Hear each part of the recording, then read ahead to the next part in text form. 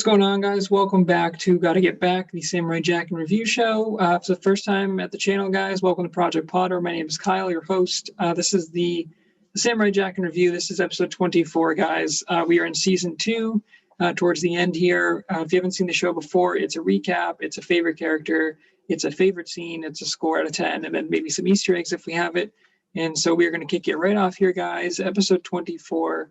I did like this one. It was very different, but it starts off with Jack kind of typically fighting this big like sea creature.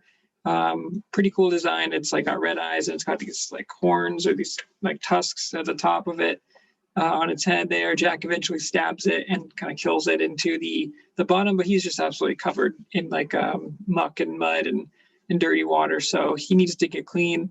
He actually goes over to like a waterfall and he's like, oh, finally. And he finds like this nice secluded waterfall.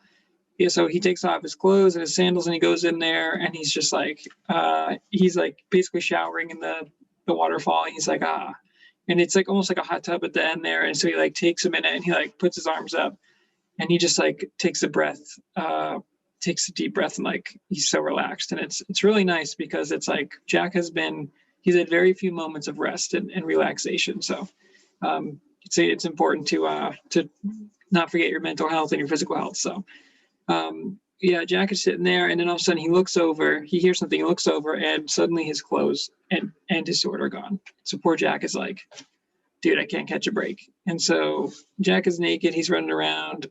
He sees a white rabbit going off with the sword. And so he starts chasing after the white rabbit and he falls down like a hole. And there's like an underground city that he falls into. And this episode is weird and wacky, and I was into it. So he goes down there and he's like, oh, what kind of town is this? Because there's like winding roads and stuff, and people have like cars that are attached to balloons, and it's all different colors. And there's like reptile people and cat people, and it's all different there. But Jack like goes and hides behind a mailbox. And there's a burglar that comes over. He's got a cigar, he's got a mask, and he's got like the striped shirt, like you see behind me here, on there, guys. And he's running, and he's stealing. He's a cat burglar, and he runs into Jack, and he's like, "Hey, man, what are you?" And he's like, "Why are you naked?" And then Jack is like, "I'm sorry, what I'm about to do, but I need to take your clothes." And he punches the dude, knocks him out, drags him into an alleyway, and changes into his clothes. And what I like about this is that Jack takes the cigar too. Clearly didn't need to do that, but he's going full blown in this character here. And he takes the sack too of cats. And it's funny, but like obviously he should just let them go. But basically he goes around the corner and there's an angry mob and they say, "Hey, it's the cat burglar," who literally took cats. So they start running after Jack. Jack is like running for his life. There's a funny bit. There's like a taxi driver that comes up and he's like, "Excuse me, do you need a ride?" And it's like kind of racist, but we I guess we overlooked it a little bit, but times were different back then. There's definitely some stereotypes in there, but basically he's like, okay, there's an angry mob and they're trying to get your attention. And Jack's like, "Please, we need to go higher." And he's like, "We're too heavy, we can't go any higher." And so he gets rid of like ballast in the back. I don't know what that means, probably just a term I'm not familiar with. And Jack is like, "No, we still need to go higher." And the angry mob shows up and they're like grabbing onto the side and trying to pull down. And he's like, "Excuse me, I have another customer." And Jack starts just karate chopping all the people that are trying to get on there.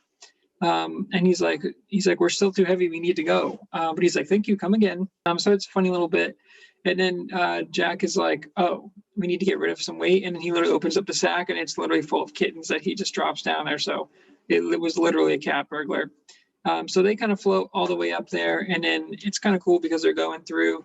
Jack runs into like a fairy, but he looks at the fairy and it's like it's got an elephant head with a tusk. It's got like a almost Charlie and Chocolate Factory suit. It's got like Tinkerbell legs and then like a top hat. So very strange, but this was kind of funny because it's like floating around and Jack is like giving it a weird look, and then it looks back at him and he's like, "Oh, dude, I didn't mean to stare." That kind of floats away. So that's what this world is full of, just like wonderful, wacky things. And so Jack eventually gets to like a different part of town. He jumps down there. The mob is still after him. Somehow they tracked him through there. And so he like goes up to the tower and he thinks on his feet and he dresses as like a princess. So he's got a wig there and they're like, "Oh, Princess of Heart, I'm sorry. We did not realize it was you." And he's like, "Oh, it's okay." And then it's funny because she's like in a play. And so Jack goes to leave, and then the guy's like, well, there you are. I've been looking all over for you. And he pushes Jack out onto the play. And there's like a king who's like yelling at her, and he's like, "You're lying, you're lying." And Jack is like, "Oh, dude, what's going on here?" But it's a funny little bit there. So Jack is like in a play, and then the dragon comes out, and he goes into like Samurai Jack mode. And he tries to slay the dragon. He like hits the costume, and there's like people that come out of it. But eventually, Jack sees like the train going by, and so he runs out there, and there's a billboard, and there's like 3 little girls that are like, "Oh, it's you, the Princess of Heart." And they're like, "I want your wig, and I want your blouse." And then like he's like, "No, please." And he takes everything off, and they take the wig off. And then so it's just Jack in like a little piece of a dress. And they're like, "Oh, you're almost naked." And then there's a guy, Jack is running after the train with a white rabbit still. And then there's like the police battalion, and they say like, "Oh, you can't do that. You're almost naked." And then they like send an alarm, and they're like, "Look out for an almost naked man." And it's just funny. It's like British comedy, and it's really good. I really liked it. So Jack is literally chasing after this train, and then there's like a squad car behind him with 3 guys in the top hats, and Jack is trying to open the door, and there's like a baby laughing at him, and he's like, "Please open this door." They don't, but he eventually just rips the door off, throws it at whips it off, and it hits the squad car. They're riding on like a little bug. That thing blows up. Those officers are 100% dead. Except they're not, because in the next scene they show him like just getting up and like calling for more backup, and they're like, "Look out for the almost naked man on the train." And so Jack's going through, he sees the bunny ears at the front of the train, and then the mob, the people in the train are like, "What are you doing? You can't be running around, you're almost naked." And it's just a recurring bit. It made me laugh actually. And so Jack is trying to get after the rabbit, and he's almost there. He goes over to the train conductor, the engineer, and there's like an alarm there, and he's just about to pull the alarm, and Jack like pinches his neck and just like knocks him out. I'm like, "Oh, Jack, you're going down a dark path, my dude." So he takes his clothes, and then the police go in the engineering room, and they're like, "Have you seen an almost naked man?" And he's like, "No, I'm sorry, I have not." And he's like kind of hiding his face. They're like, "All right, well, if you do, let us know."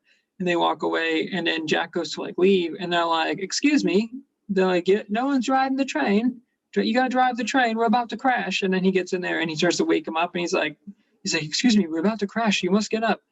And so Jack's just got to deal with that. And so there's a funny bit where he's literally like, pressing on the buttons, the wipers come on, and the wiper fluid comes down.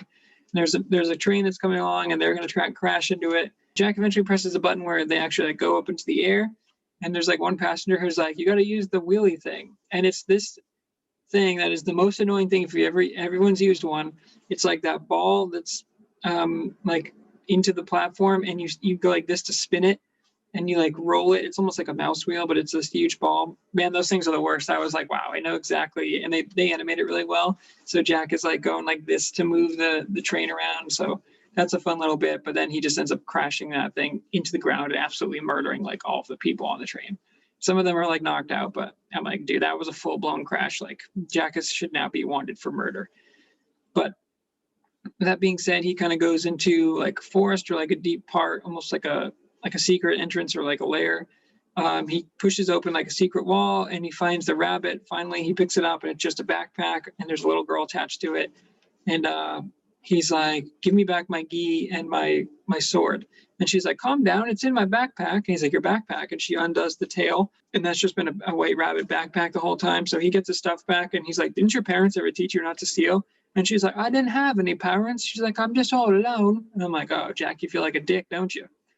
And so she tells a sad story about how she doesn't have any parents, but she wanted these like tusks to defend herself. And he's like, "Tusks." And then he goes back to the lake where he originally fought that monster at the beginning that's just been like dead at the bottom of the lake now. And he just rips the tusks off and like gives it to her. And so he's like, "There you go. You should be all set." And she's like, "I'll never go hungry again." And she has like these giant tusks on the back. She walks away, and then Jack kind of walks away, and we get the Samurai Jack eyes at the end, but instead of the sound, it's that weird fairy thing again that comes up with the elephant face and the Charlie and Chocolate or the Willy Wonka suit and the legs, and it just kind of floats around, and it's like, what do you want to do about it? So that is the end of the episode.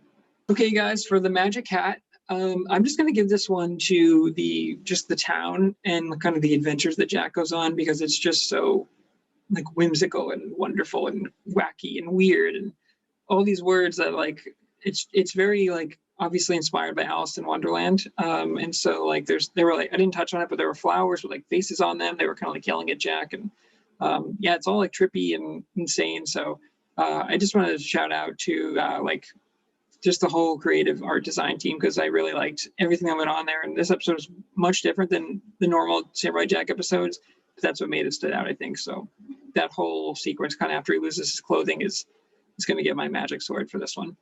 So similar for that, guys, for A Portal in Time. I don't know if I could pick one scene, but I guess if I have to for the show, the one scene that I really enjoyed has probably got to be the one where Jack is using that stupid ball thing to guide the train. Because I was just like, when they did that, I was like, and the way it was animated, it was so good. I was like, oh, I hate those things. I don't even know what that's called, but I know I've used that ball to like move things around on like old arcade games and stuff before, and I'm like, man, that thing is the worst. So I'm glad they called that back. But that's got to be my my Portal in Time for this week.